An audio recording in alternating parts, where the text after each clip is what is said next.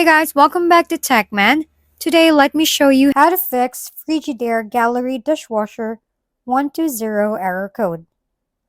The 120 error on a Frigidaire Gallery dishwasher usually points to a drainage issue, meaning the unit is struggling to remove water properly due to a clogged filter, blocked hose, or drain pump restriction. So start by turning off and unplugging the dishwasher to ensure safety, then remove the bottom filter and clean it thoroughly to clear out any trapped food debris, grease, or buildup that could be kinked, crushed, or clogged. And also check the garbage disposal connection if it drains, reconnecting everything. Run a short cycle to see if the issue clears.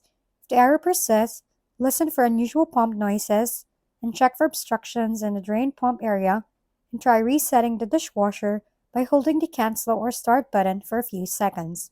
If none of the steps resolve the problem, the issue may involve a faulty pump or pressure sensor, which would require professional repair or support from Frigidaire. If we've been helpful, kindly give us a thumbs up and don't forget to hit the subscribe and bell button for more contents. For any questions and suggestions, comment down below.